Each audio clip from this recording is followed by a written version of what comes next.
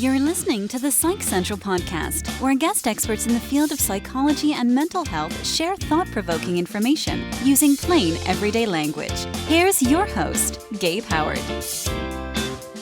Welcome, everyone, to this week's episode of the Psych Central podcast. Calling into the show today, we have Dr. Katayune Kaeni. She is the host of the Mom and Mind podcast, which focuses on perinatal mental health and wellness. Dr. Kat, welcome to the show. Thank you so much for having me. Glad to be here. Well, I'm always excited to have a fellow podcaster because you know what we go through. Right. Yeah, it's a thing.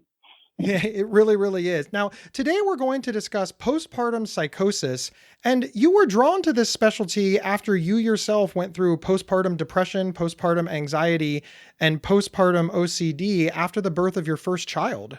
Correct.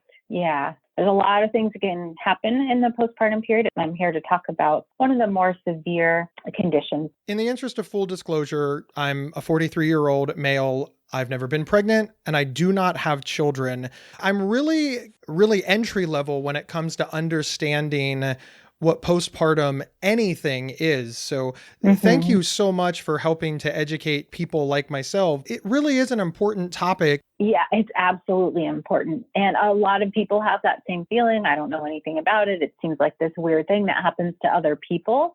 And chances are you know somebody who has suffered through some form of perinatal mental health condition, even if they don't talk about it, which is very common. A lot of people don't talk about it because there's so much shame around kind of not feeling well or not feeling yourself even during pregnancy or postpartum. There's all these ideas out there that it's this wonderful, magical time, and hopefully it is, but for a lot of people it isn't. That's one of the things that came up while I was trying to do research for the show so that I could talk somewhat authoritatively on the subject. I was shocked at how many times I Googled postpartum psychosis or postpartum anything, and the articles that came up were, am I a bad mother? Am I a bad parent? Am I harming my child? Right. Yeah. That really kind of spoke to me like in a visceral way, this idea that you also have the illness and there's all this stigma and shame surrounding it. Is that what you found working as a therapist? Oh, absolutely. I hear those comments all of the time. I feel like a bad mom. I'm not good enough for my child, feeling the shame and the blame and confusion around why do I even feel bad? We are just not educated on what can happen. I think it's a great disservice to everybody who goes through any kind of perinatal mental health condition because they're mostly blindsided by it, right? You're like, here, I'm supposed to be having the best time of my life. This is like what my body is supposed to do, quote unquote. And here I am feeling like a failure. And just to be clear, none of this is true. You are an excellent parent. This is just sort of the illness and society's misunderstanding of the illness taking hold in an unexpected way. Oh, for sure. This is a very treatable and very temporary condition if you get the right help and if you get it as soon as you know. Even if you're getting it a little bit later down the road, you still can feel better and there's not a huge impact throughout the life course of you or your child. However, again, in the more severe cases that are not treated, there are some long-term effects. And I know that might sound really scary to people. So I want to dispel the myth that if you have a condition, you're going to be like messing up your kid in some way. Like I said, this is very treatable.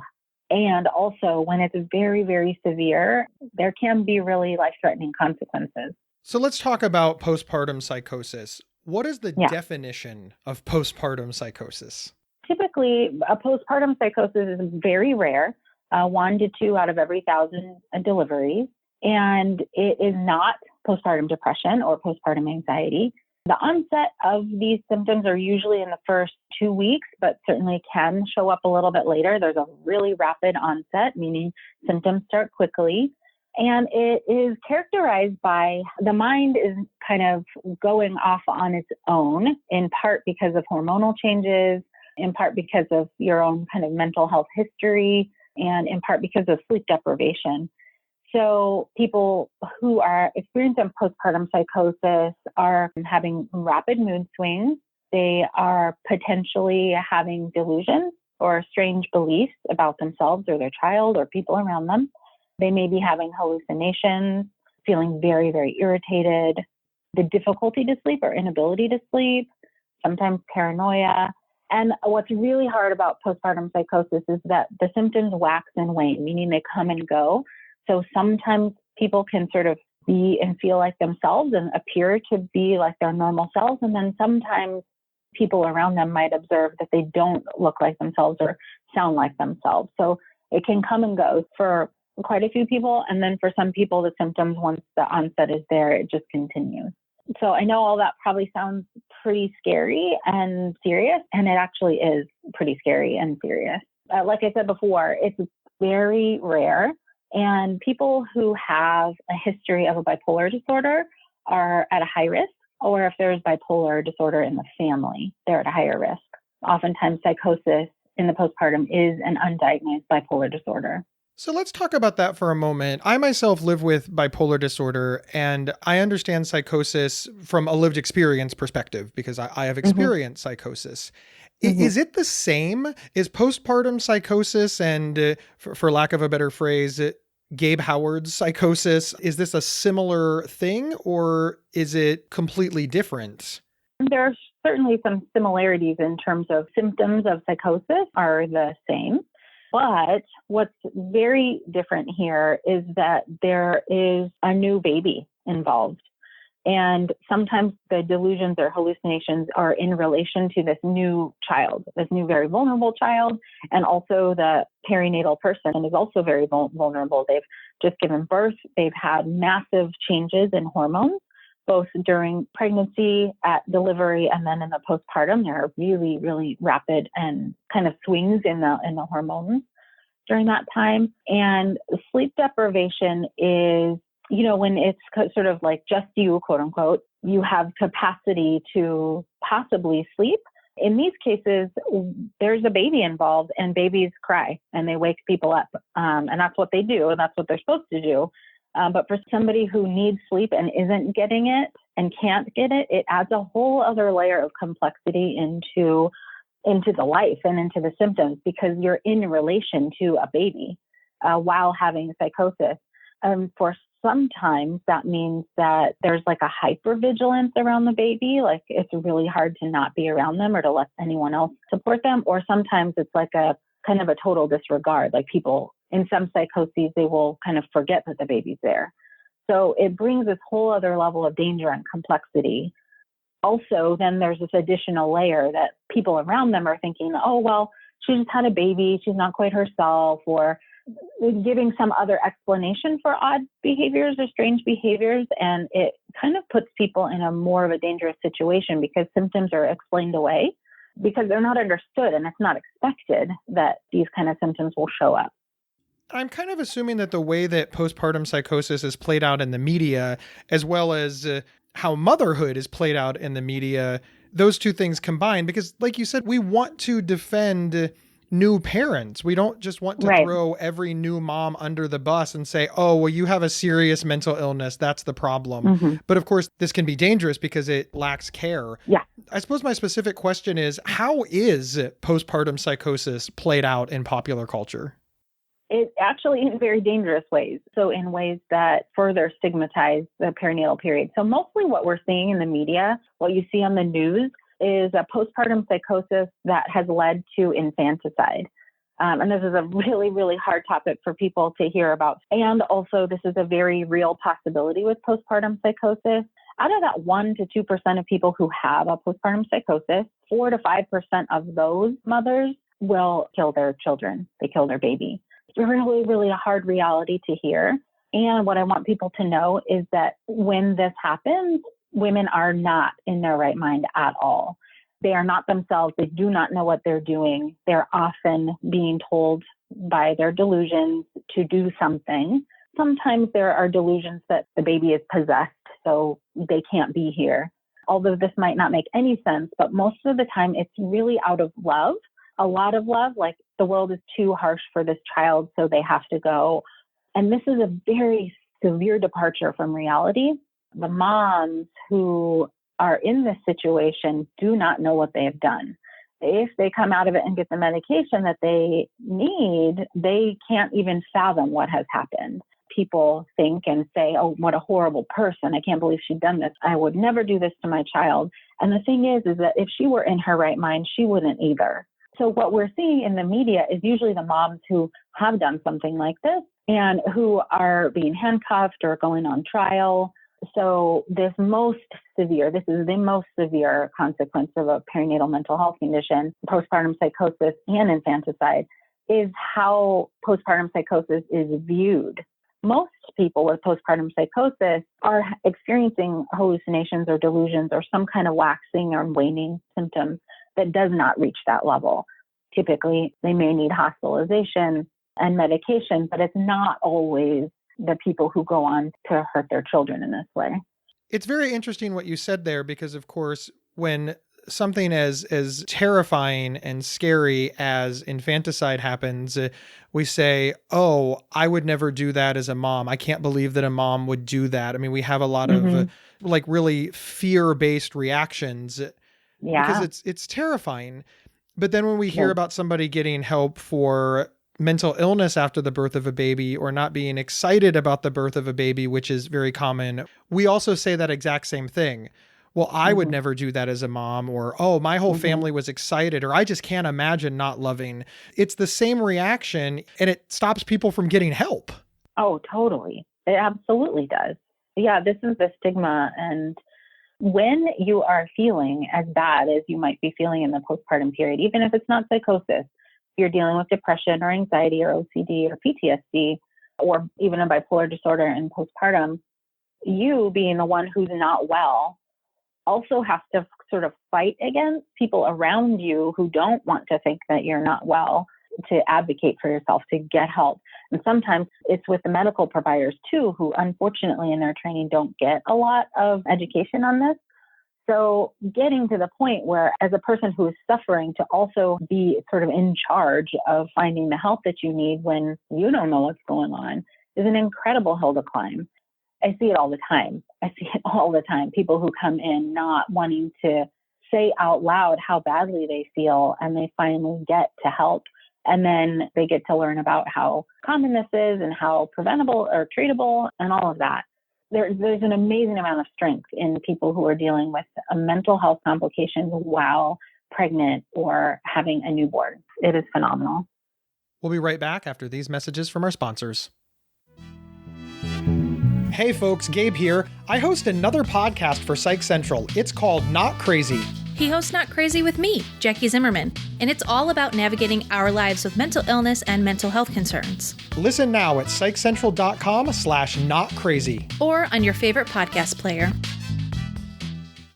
This episode is sponsored by BetterHelp.com. Secure, convenient, and affordable online counseling. All counselors are licensed, accredited professionals. Anything you share is confidential. Schedule secure video or phone sessions, plus chat and text with your therapist whenever you feel it's needed. A month of online therapy often costs less than a single traditional face-to-face session. Go to BetterHelp.com/PsychCentral and experience 7 days of free therapy to see if online counseling is right for you. BetterHelp.com/PsychCentral.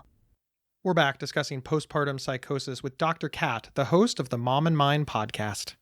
To switch gears a little bit, we know that you're an accomplished therapist and you understand this, of course, from the medical side and helping people. But this is also something that you went through personally. Oh, yeah.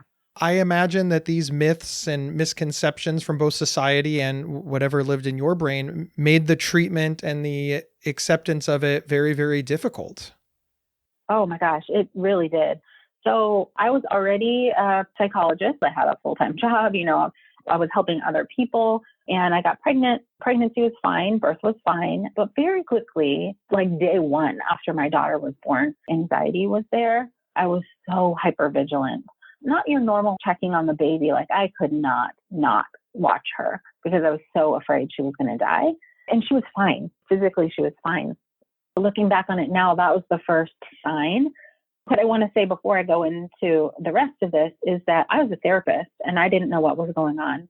It took me a full year to figure it out. And I myself have a history of depression, but it felt different, in part because of those myths that you mentioned. It was crying all the time. I felt really alone. I felt like I didn't know what I was doing. Like everything that I was doing was wrong. I started having intrusive thoughts that something bad is going to happen. And I had them all the time. But because I had this idea of motherhood, or maybe like an incorrect idea of motherhood, I thought to myself, well, I guess this is what it's like. I guess this is normal. I guess this is what I'm supposed to be experiencing. And it didn't fully register to me until later that it was depression and anxiety and then OCD. And it went on for a year, a good year. And I felt horrible the whole time until I figured out what was happening. I had read about one of my symptoms in a book and immediately had immediate relief. Oh my God, it's not just me. And then I started researching a little bit more and realized there's this whole world of mental health conditions that I had never learned about in grad school. I never learned about in any of my training anywhere. Maybe there was a one page in one book that described it, but really no full education on it. So I didn't even know that postpartum anxiety was a thing, certainly not postpartum OCD. I'd heard about postpartum depression, but I thought, oh no, not me. I'm a therapist. I've gone to therapy. I've done a lot of work on this stuff. So that's not what this is. And looking back on it now, I can see how and when that started and all the factors that contributed. But at the time when you're in it, it just feels horrible. And it just feels like it's only you. And it's incredibly embarrassing and filled with shame. When did you finally realize something was wrong, and what steps did you take to get help? Yeah, it was about around my daughter's first birthday. It was almost like after I made it to that year, something just cracked in me. And I knew something was wrong for sure. So again, I was a therapist. I was working in a major medical system, and we give out the PHQ-9, a 10-item questionnaire, which is a mental health depression screening. And I said, okay, I'm going to take this and I'm going to be honest so that I can see objectively really how bad off I am. Mind you, I had taken this PHQ-9 several times in just regular doctor's visits and in my postpartum visits, and I lied. I lied on those. I didn't want to be as bad off as I was because I was like, I know what this is asking. I know, but nobody else needs to know that, I feel. So anyhow, that day where I just sat down and had an honest conversation with myself, and that was the turning point. Again, it was around a year. So I went back to my therapist and I talked with her about what I thought was going on. And unfortunately, she didn't have training in this, so she disagreed with me that I was having a postpartum depression. So I started doing my own reading and really learning as much as I could. And then that helped a lot. I wish I would have known at the time to seek out a specialist who could know what I was talking about. But yeah, I went to therapy. I did a couple of other things, like I went to get my thyroid checked out, and I started a bunch of supportive types of things to help me get back. So I took that kind of a route. I had taken antidepressants in the past, but again, I didn't really know enough about antidepressants during this period of time to feel okay about it. But knowing what I know now, I know that they're largely safe. So I did go to therapy, I did reading, and I sought out whatever kind of supportive things I could. And you've described it as very scary. And as you pointed out, you're a mental health professional. Mm-hmm. If a mental health professional is scared to seek mental health treatment after the birth of her child, what are the odds for the rest of us? Which brings me to my next question. What are the odds for the rest of us? And that's kind of an all-encompassing question. How many people have postpartum psychosis that never get help, and I guess it naturally goes away, or of course something bad happens? Once you get help, what percentage of people get better? I know that's kind of a big question, but what's the prevalency rate of postpartum psychosis? Prevalency for postpartum psychosis specifically is 1% to 2%, which is very low. Very rare. Yeah, very rare. But for postpartum depression and anxiety, it's in and around 20%. It's a huge number. So 1 in 5 people will deal with a perinatal mental health condition. So I'm talking about the umbrella of things that can happen. 20% is a lot. And when you put that out into the population of the United States, we're getting into the hundreds of thousands of people every year who are dealing with this. So it is super treatable. And there are a lot of people who now are specializing in this area, perinatal mental health. So when people get help, symptoms resolve relatively quickly. All of these conditions are treatable. So if we can get somebody who is at risk for postpartum psychosis into the right psychiatrist and the right therapist or the right support team, then symptoms can resolve relatively quickly. But the longer it goes on, the kind of harder it is to heal and recover. So the sooner that we can get people in and seen, the sooner it will resolve. And people go on to be fine, be absolutely fine. And also, people who come in for therapy, sometimes there are some underlying things that can have contributed to the anxiety or the depression or the OCD. And if people are getting the right kind of help, I really hear sometimes that they're better off than they were before because they've caught something and gotten help for something that was actually had been bothering them for years. Let's say anxiety, for instance. A lot of people just live with anxiety and don't specifically know that they have it. But if there's a peak in symptoms during this period of time and it's finally bringing them in for help, then we're able to help them not only in the postpartum period, but also just help them with life skills that can benefit them for years. It sounds to me like while postpartum psychosis is scary, it is treatable, and it's most treatable if you get help immediately.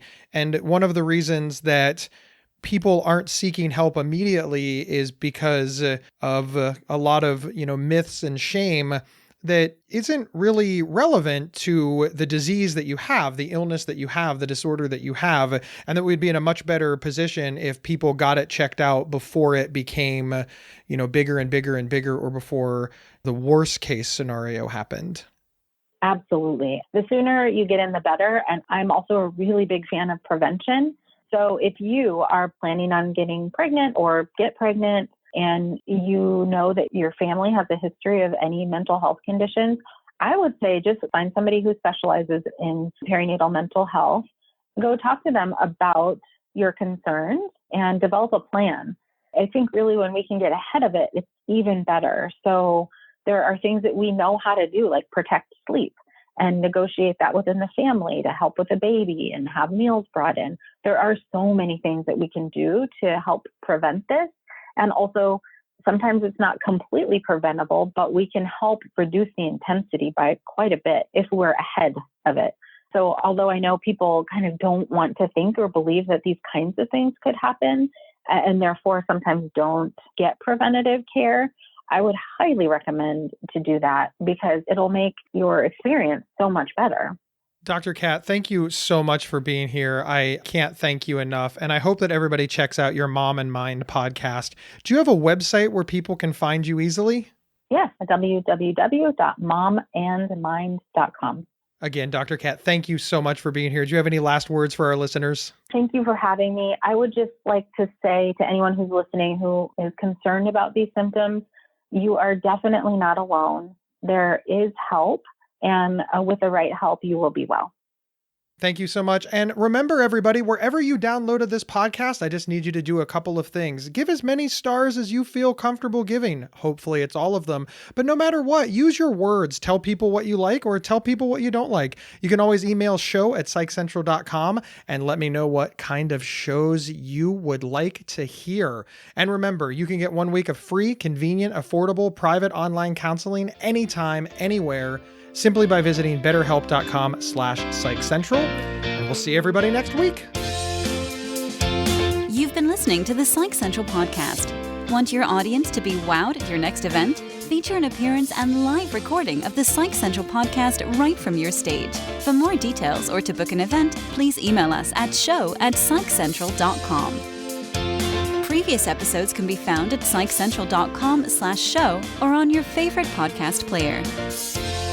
Psych Central is the internet's oldest and largest independent mental health website, run by mental health professionals. Overseen by Dr. John Grohol, Psych Central offers trusted resources and quizzes to help answer your questions about mental health, personality, psychotherapy, and more. Please visit us today at psychcentral.com. To learn more about our host, Gabe Howard, please visit his website at gabehoward.com.